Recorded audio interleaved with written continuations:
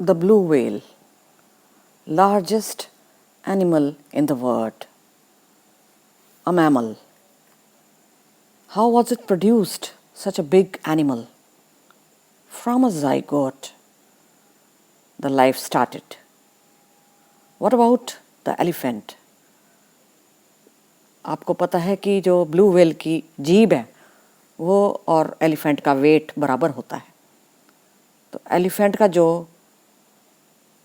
इतना बड़ा शरीर है वो कहाँ से पैदा हुआ? एक सिंगल सेल से, जाइगोट की मल्टीप्लिकेशन से बन गया। ओके, ऐसे ही चिंटू जी कैसे बने? चिंटू जी क्योंकि जाइगोट से मल्टीप्लिकेशन हुई, सेल्स डिवाइड होते गए, चिंटू बन गया, इतना लंबा हो गया, बड़ा हो गया। चिड़िया रानी जाइगोट से, फर्टिलाइज्ड एग से बनते हैं। पक्षी, प्लांट्स भी अछूते नहीं हैं, उनमें भी जाइगोट से ही जीवन शुरू होता है। इसका मतलब एक छोटे से सेल से, कोशिका से मल्टीप्लिकेशन के द्वारा बहुत सारी कोशिकाएं बनती हैं, सेल्स बन जाते हैं और इस तरह से ग्रोथ होती है। That means growth, multiplication of cells, increase in the number of cells, size and volume of cells, and reproduction, both are very important or salient features you can say of living organisms on earth. एक छोटा cell जो कि diploid है, मान लेते हैं 2n chromosomes हैं इसके अंदर, डिप्लॉयड सेल। ये छोटा था, ये ग्रो होकर बड़ा हुआ और एक टाइम ऐसा आया जब ये इतना बड़ा हो गया, इसकी ग्रोथ इतनी ज़्यादा हो गई कि इसका न्यूक्लियस का वॉल्यूम और साइटोप्लाज्मिक जो रेशो था वो डगमगाने लग गया और उसके कारण अनस्टेबिलिटी आने लग गई। तो इसको टूटना लाजमी हो गया। It had to break, it had to divide. इसलिए भी सेल डिवीज़न होता है, ठीक है। उसके अलावा ग्रोथ के लिए तो होता ही होता है सेल डिवीज़न। इसने ग्रो करके 2 डॉटर सेल्स बनाए। ये भी मान लो 2n ही है, यानी डिप्लॉयड, और ये वाला डॉटर सेल भी अगर डिप्लॉयड है, अगर दोनों ही डॉटर सेल्स डिप्लॉयड बने हैं इसके द्वारा, एक पेरेंट सेल के द्वारा,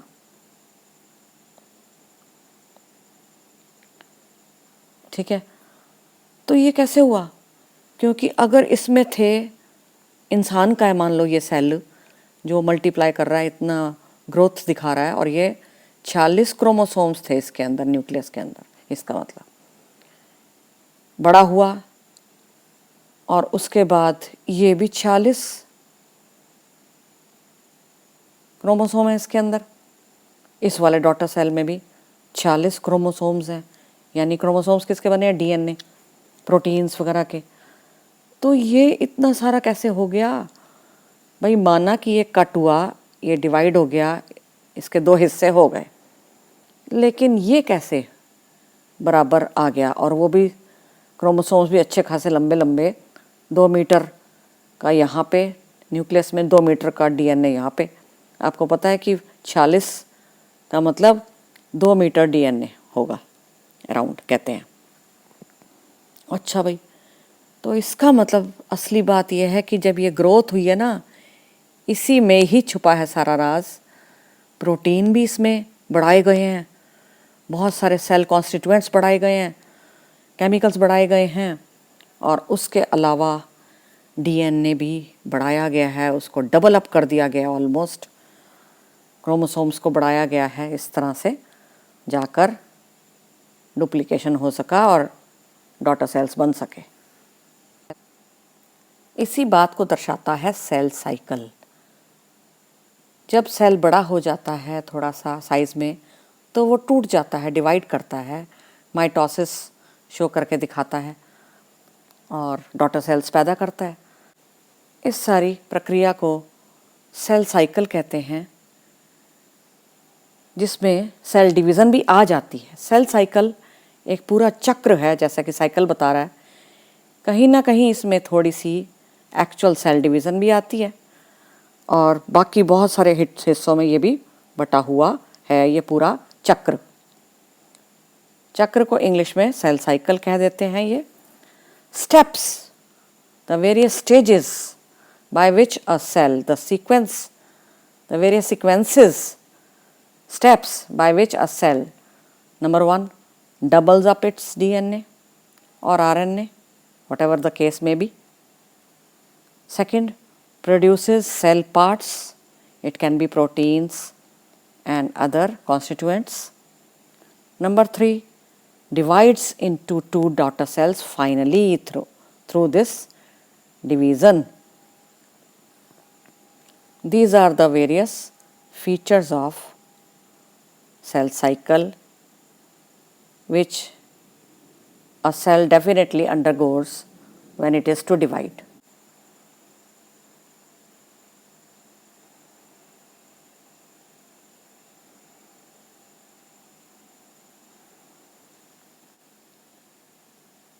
एक बार ह्यूमन सेल और यीस्ट सेल में रेस हुई।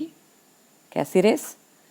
कि देखें कौन कितनी जल्दी मल्टीप्लाई करके दिखाता है, और इसके लिए दोनों को कल्चर में डाला गया, लेबोरेटरी में कल्चर प्रदान किया गया यीस्ट सेल को और ह्यूमन सेल को, यानी food, nutrient, some liquid diet. ठीक है, okay, the time starts now. टन टन टन टन टन। ह्यूमन सेल, दिन को शुरू हुआ, शाम बीत गई, रात्रि आ गई, चंदा मामा आ गए, तारे आ गए, और ह्यूमन सेल डिवाइड नहीं हुआ। इसने पूरे 24 घंटे लगा दिए, पूरा एक दिन लगा के डिवाइड किया जी 2 डॉटर सेल्स में। 24 घंटे लगा दिए on an average in culture. ये सेल जीत गया केवल 90 मिनट्स में। इसने 2 डॉटर सेल्स बना के दिखा दिए। जीत किसकी हुई? इस सेल की। इस सब से हमें क्या समझ में आया कि हर सेल का अपना अपना तरीका है डिवाइड करने का।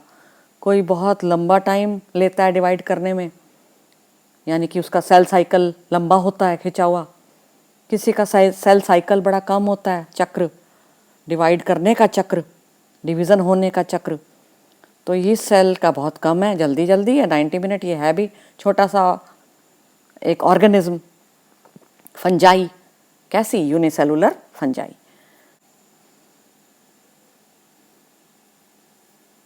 तो ह्यूमन सेल ने ऐसा क्या किया कि इसके 24 आवर्स लग जाते हैं on an average in a culture medium. करता क्या ही आखिर ह्यूमन सेल डिवाइड करने के लिए? अरे भाई डिवाइड ही तो करना है, 2 डॉटर सेल्स ही तो पैदा करने थे भाई तेरे को। ठीक है, अरे नहीं, आसान नहीं है।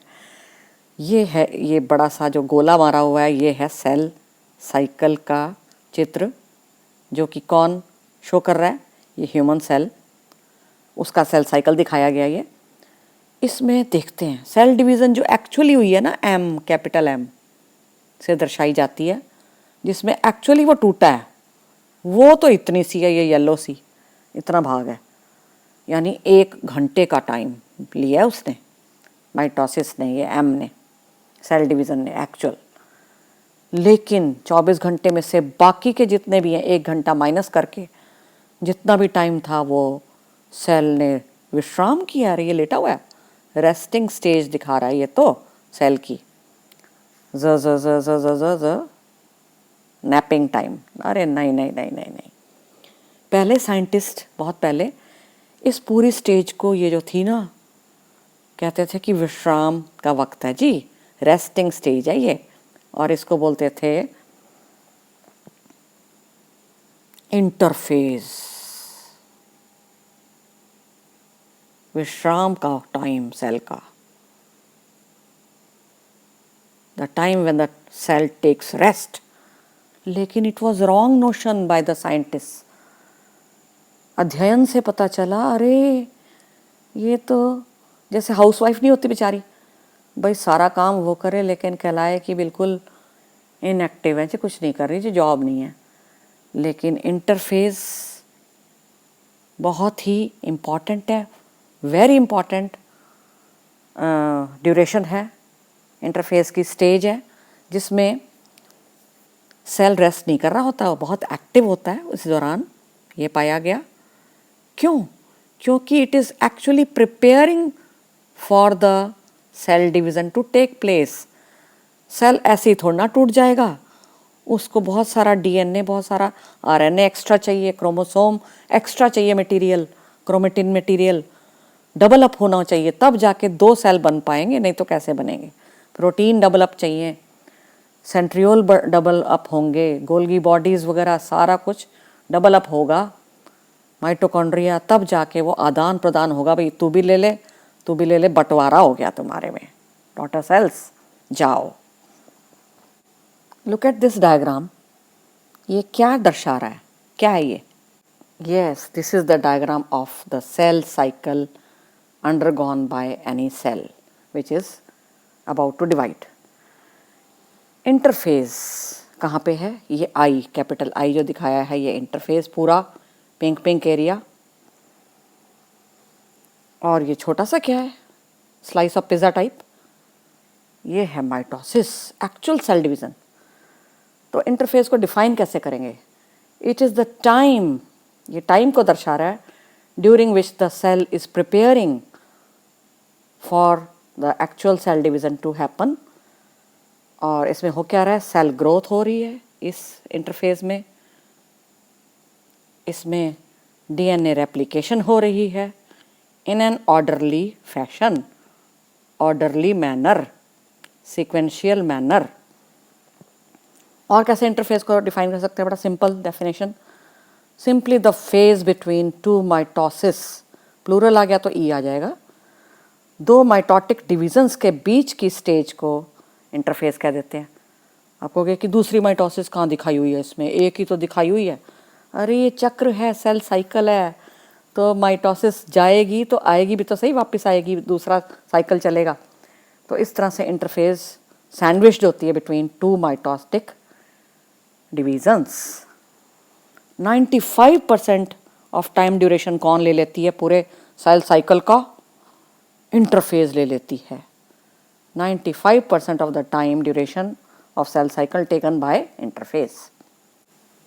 Mitosis is also called multiplication division, क्योंकि इसमें मल्टीप्लिकेशन, प्रोलिफरेशन होती है सेल्स की। इक्वेशनल डिवीज़न भी इसको बोल देते हैं। इक्वेशनल क्यों बोलते हैं? क्योंकि अगर 2n लेके चला सेल, पेरेंट सेल 2n है, तो जो प्रोडक्ट्स बनेंगे, जो डॉटर सेल्स बनेंगे, वो भी सारे 2n होंगे। 1 से 2 सेल बनाता है माइटोसिस पहले, डॉटर सेल्स, फिर वो फर्दर मल्टीप्लाई कर सकते हैं।